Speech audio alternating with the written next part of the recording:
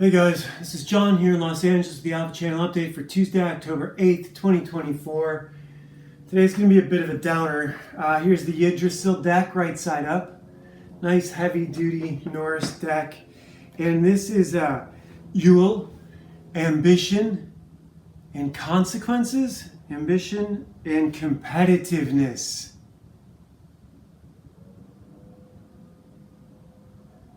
This guy, he's a bit of an archer. Carrying a bow. What else is he carrying? Some hares, I guess. A quiver of arrows. Halderson's Yggdrasil deck. And today we are doing Revive number 2. And I should explain why I'm in the mood I'm in before we get into it. You can see the blood stains on Dana's jacket. This is a cover by Jenny Frisson. Frisson. I think that's how you say her name. She also did this. For Something is Killing the Children. She's a very good cover artist. This is mostly what she does. And here's the first one that we looked at yesterday. I really liked the first one because the first one did not trigger any of my prejudices. And after I recorded the video, which I did almost immediately after reading it, I had a little more time to think about it.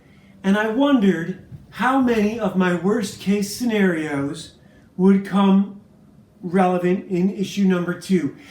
And this relates to my personal life in a big way. Ambition, competitiveness, and consequences.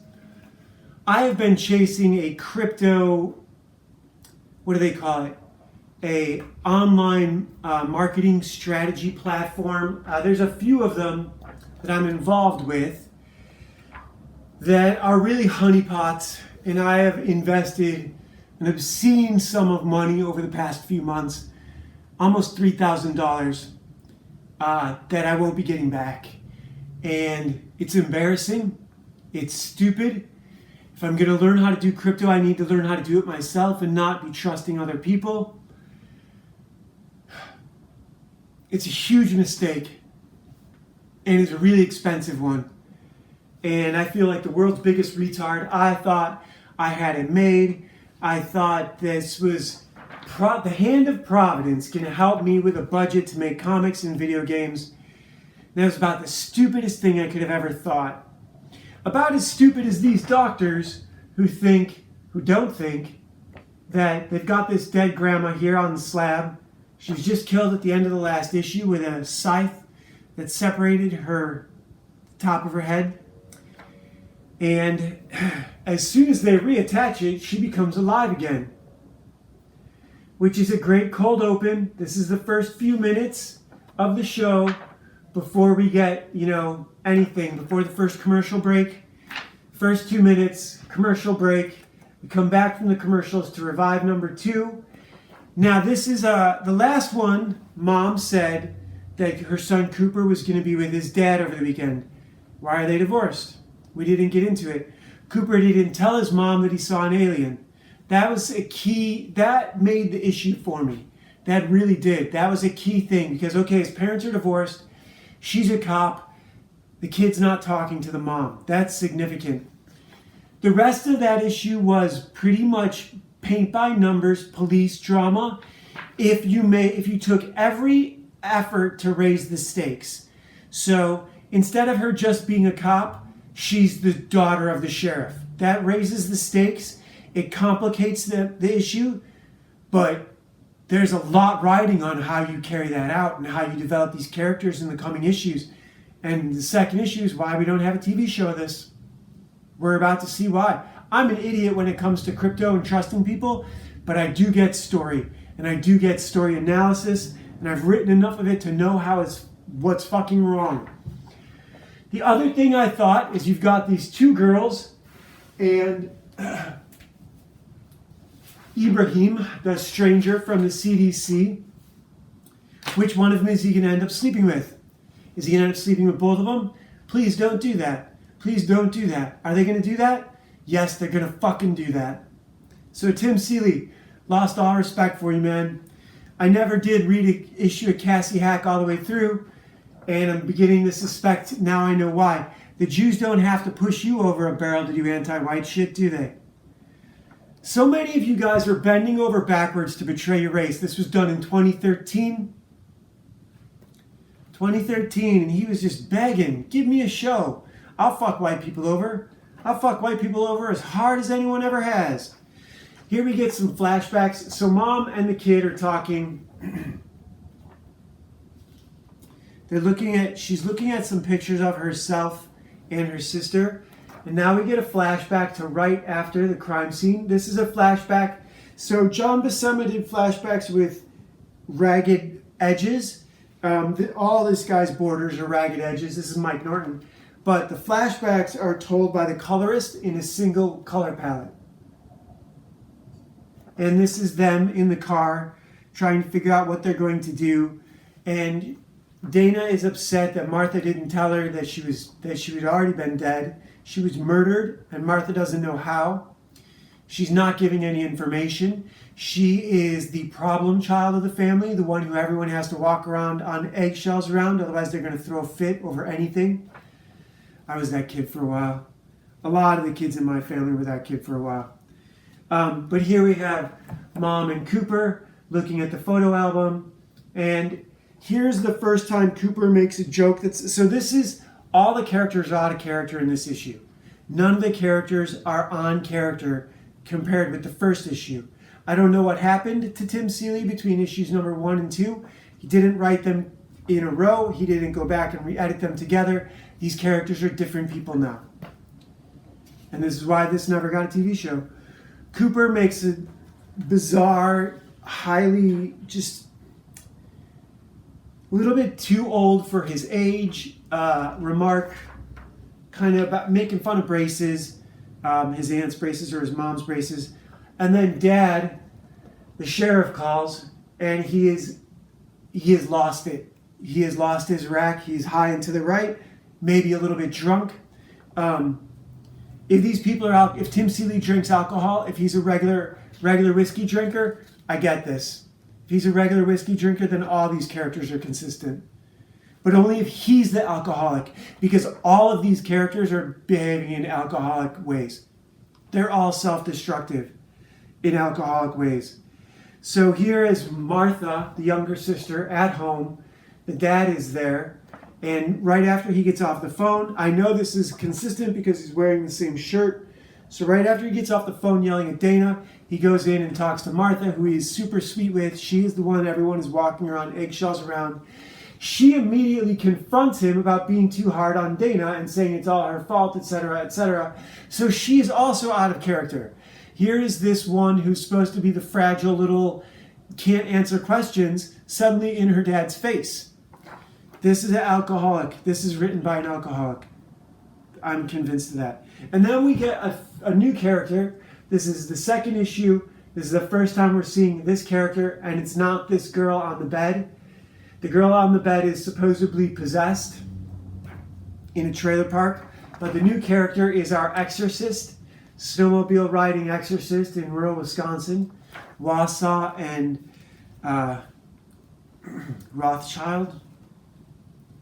I believe it's Rothschild, Wisconsin. Let me look it up.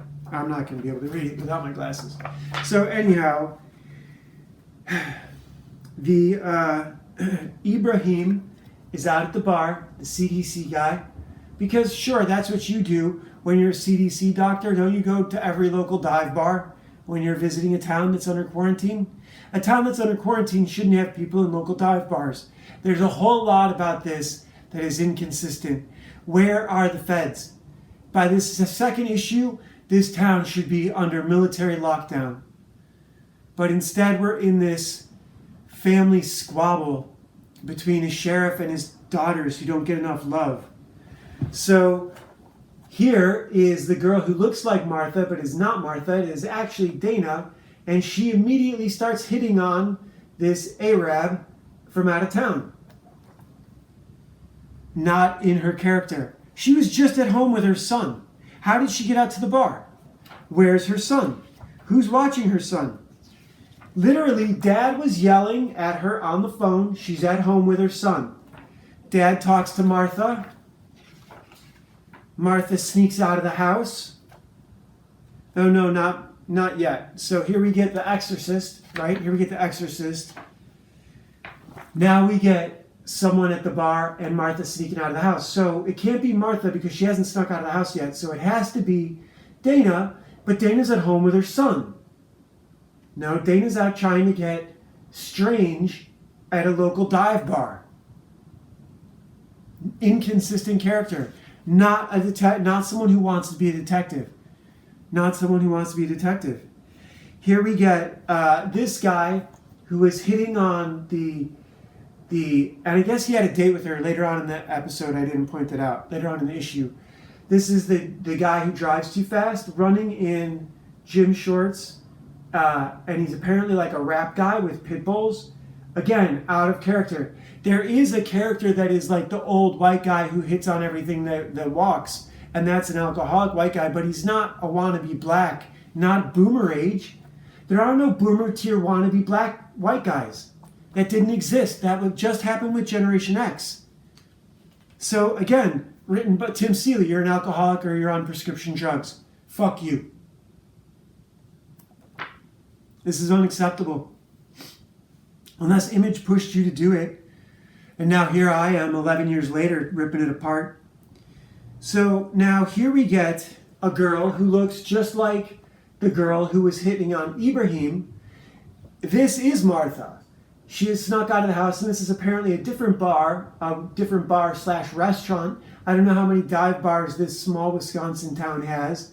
At least 3. And they're not in the same, general vicinity. And she starts making fun of this older blonde who doesn't stand for it. She says some really rude stuff, and she gets the snot knocked out of her.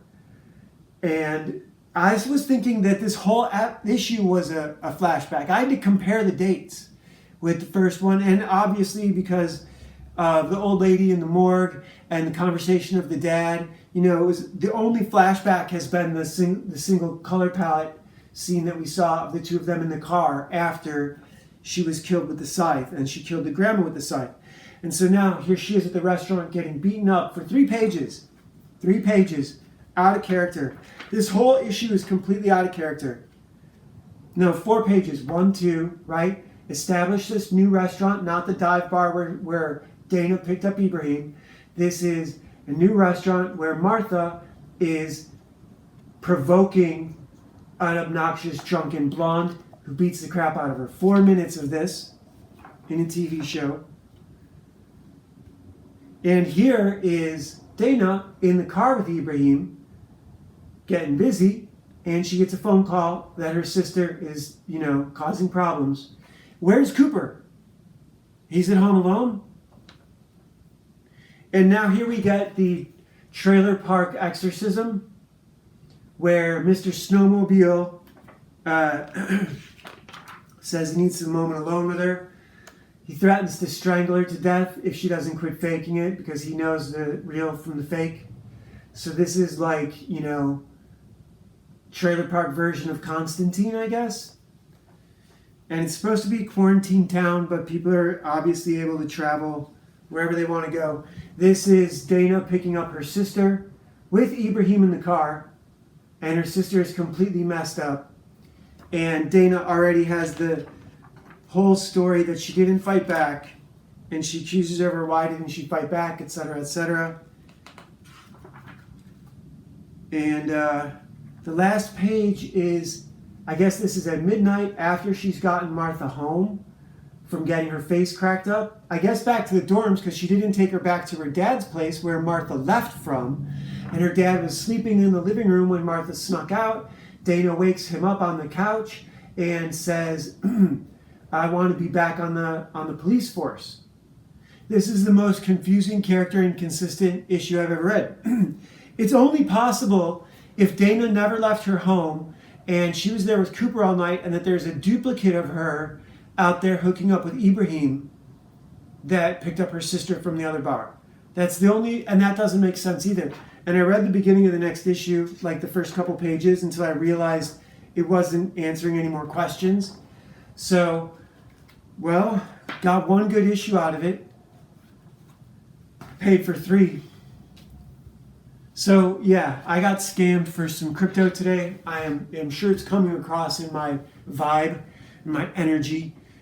Pretty pissed off at myself more than anything else because I put myself into debt and embarrassed myself.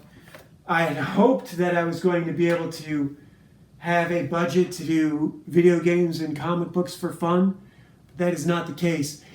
And as they say, if it doesn't make dollars, it doesn't make sense. So there's some parts about comics that don't make dollars, and that doesn't make sense for me.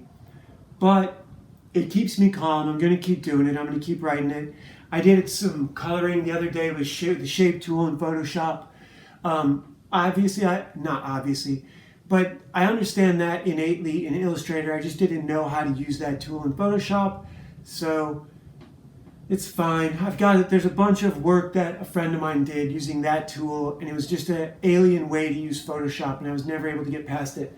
The guy who did all this. So these are Legacy of Mad Scientist, Legend of Ashley Fox, 2 amazing audiobooks. The audio quality after the first 3 hours is subpar. If the audio quality is not great, the story is magnificent.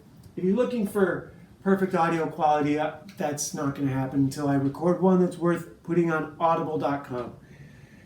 I do have the microphone for that. We'll see. I was hoping to get this crypto budget, you know? Hope springs eternal. What's the other saying? Shit in one hand, hope in the other, wish in the other, see which fills up faster. Ashley Fox, The Last Valkyrie, in the description for you guys to check it out. And hopefully I'll be in a better mood tomorrow. I do not think I will be any happier about this. But look, we're looking at what makes characters consistent and what makes a good story and what makes a story worth reading, at least for a psychopath like me. See you guys tomorrow.